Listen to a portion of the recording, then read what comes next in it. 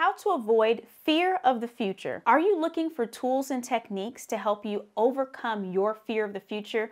Or maybe you're trying to lead or help someone else that's having some serious anxiety about what's coming next? If so, this video is for you.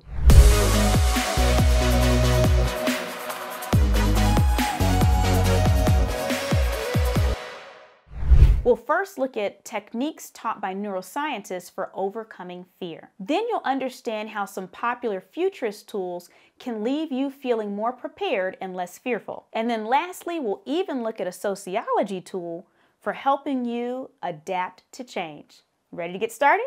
Let's go. So one of the challenges around adapting to the future, which causes fear, is that as humans, we have something called neuroplasticity.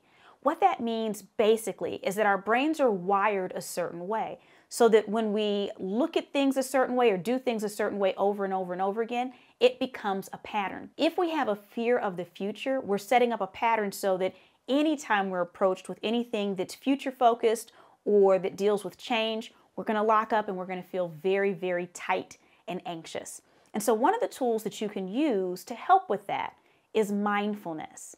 Very intentional meditation to harness the brain's neuroplasticity, reshaping your neural pathways, and reducing your fearful reactions to the future. What that means is that instead of when you're feeling that fear, allowing yourself to go into a cycle, are you like me when you have certain negative emotions where you kind of go into this cycle of it where you just keep going deeper? Interrupting yourself and having a different thought. Okay, well, maybe the future will be positive, or maybe this thing will turn out a different way, or I can see myself in this other position instead so that I come out ahead. It's interrupting those thought patterns. Now, some of you might be thinking, oh, this is just positive thinking mumbo jumbo, and you're welcome to continue believing that, and you're welcome to stay anxious and fearful of the future. We all have options. But this isn't so much about positivity as much as it is reshaping the way that we're thinking so that we can look at things from a realistic viewpoint. In my opinion, neither optimism nor pessimism are realistic. In one instance, no matter what's happening, you're like, ooh, it'll be okay. In the other aspect, no matter what happens, it's the worst. We don't want either one of those to be our reality. And so there are some people who are dedicated pessimists that will just say, oh, this is ridiculous, the future. And again, they're going to stay there and they're going to be afraid, and that's okay. But for those of us that are open, we want to make sure that we're reshaping our neural pathways so that we can be open. So again, it's not about positive thinking.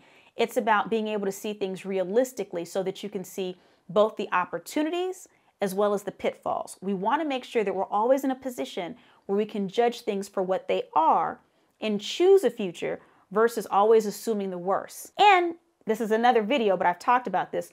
We don't always want to assume the best either, because that's horrible from a planning purpose. But I digress. You get where I'm going with this. Let's be open to reshaping our neural pathways by trying meditation and interrupting those negative thought patterns. The next step is to participate in reframing and social support. So similar to when you see people that are trying to overcome an addiction, they might meet up in groups and kind of talk through their issues, and they might do it on a regular basis. When it comes to reshaping the way that we think or reshaping our neural pathways, we actually require that same level of reinforcement. And so you want to make sure that you're spending time with people, and this could be a group that you intentionally create to open yourself up to the positive possibilities of the future. Now, I mentioned a moment ago, this is not about positive thinking, but what we're doing is we're trying to move you from negative thinking to that neutral place in the middle. So we have to overshoot that by thinking about the positive possibilities, because it's already your nature to consider the negative things that can happen if this is where your mind is going. So we want to jet you in the other direction so that you're forcing yourself to sit with the positive possibilities, what things could go right. Once you do that, at some point you're going to settle in the middle where you can see the good and the bad. I hate using those terms because it's a little bit oversimplistic, but I think you understand what I'm saying. You're able to sit with the things that maybe you desire as well as the things that you don't desire, as both being equally plausible, things that you can plan for. So let's look at this from the perspective of a futurist who understands that you have a fear of the future. For me, one of the best things that we can do is scenario planning, because scenario planning allows us to look at potential alternative futures. Now, if you're someone who's afraid of the future, you typically are imagining some type of very negative future that you do not want to happen. Maybe you're thinking about the collapse of civilization. I don't know where you're taking this, but If you have anxiety around it, you really don't think there's too many great things around the corner for you, right? So with scenario planning, it actually allows you to look at alternative futures. So not just the future we're assuming. Some people assume a future very similar to right now. Some people assume a more positive. Some people assume a more negative. Doesn't matter. Whichever future you assume, scenario planning allows you to look at 2 to 3 alternative futures that could also happen based on world events. Now, I tend to actually suggest that if you're someone who tends to be a little bit of an optimist, you usually want to look at alternative futures that are maybe not exactly what you want. And if you're someone who's obviously a pessimist, you might want to look at some slightly more positive futures. The reason why is that you're automatically going to be a little bit more prepared for the type of future you're expecting. But these alternative futures, once you actually look and see what those look like, so maybe you're looking at an economic downturn, or maybe you're looking at the economy improving dramatically. Maybe you're looking at achieving another one of your professional goals or getting a raise that's 30% over the next 3 years.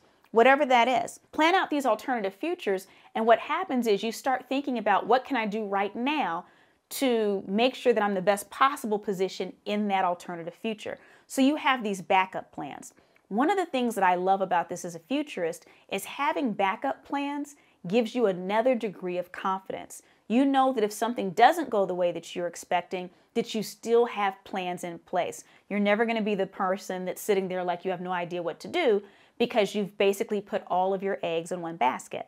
So we've talked about mindfulness and reframing how you look at things. We've looked at peer support. We've looked at planning out scenarios so that you're preparing for alternative futures. All of these are great tools. I still have a few more for you. But before we go any further, let me ask you a question. Have you already subscribed to this channel? If you haven't, take a moment to subscribe. I'll be here waiting for you. It's okay. Just take a moment. The next technique is going to sound really technical, but when I explain what it is, you're going to understand it immediately, I promise. So the actual term for the next technique is neuroscientific exposure therapy. What is that?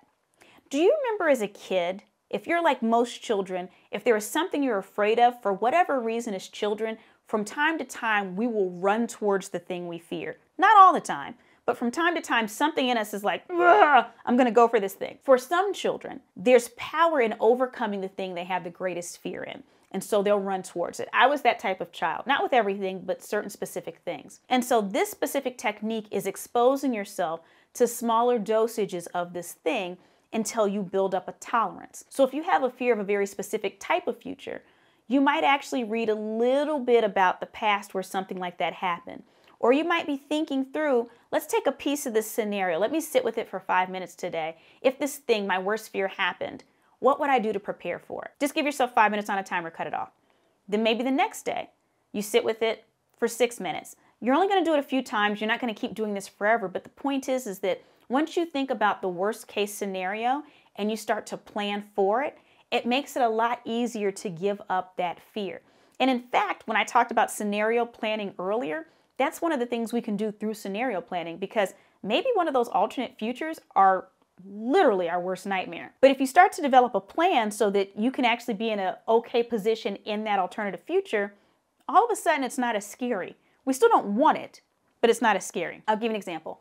I live in Houston, Texas. Houston, Texas, every 2 years the ocean comes on land and tries to kill us. Very exciting place to live. One of the things that you do is hurricane preparedness. You buy food, you buy backup batteries, generators, all these different things. These are not things that you want to happen. You don't want a hurricane to come and wash out your neighborhood and trap you in your house, or worst case scenario, actually come into your house, all the flooding, right? These are not things that we want. What I will tell you is when a hurricane is approaching, and my husband and I already have all the supplies that we need, and our family members already have all the supplies that they need, so none of us are running out to grocery stores or to Walmarts or anything like that, it gives you a degree of confidence. There are things we can't control in the future. I can't control a hurricane. We can't control earthquakes, tornadoes, volcanoes, any of these things, right? But if we have backup plans in place, insurance is a good example for this. It leaves us with at least a little bit more confidence so that when these alternate futures happen, these worst case scenarios, at least we know we'll be in the best possible position we can be in that scenario. One of the other challenges that we have when we think about people having a fear of the future is oftentimes they really have a fear of not having an ideal future. Ideal futures very rarely happen, and even when they do, that doesn't mean that we're going to be positioned in the best spot. It really depends on the amount of preparation that we do for any given future. So the trick is to ensure that we're in a place to be prepared no matter what happens. So now that we've talked about being prepared for all these alternative possibilities and alternative futures, I mentioned scenario planning. I have a gift for you. What you're going to notice is in the description of this video, there's a link to download a Future Ready Playbook. It is chock full of activities and worksheets that will help you be more strategic on planning for the future so that you can feel more comfortable with it. One of the worksheets in there is on scenario planning. It walks you through how to do it. So if you want to learn a little bit more about that, go ahead and download the workbook today.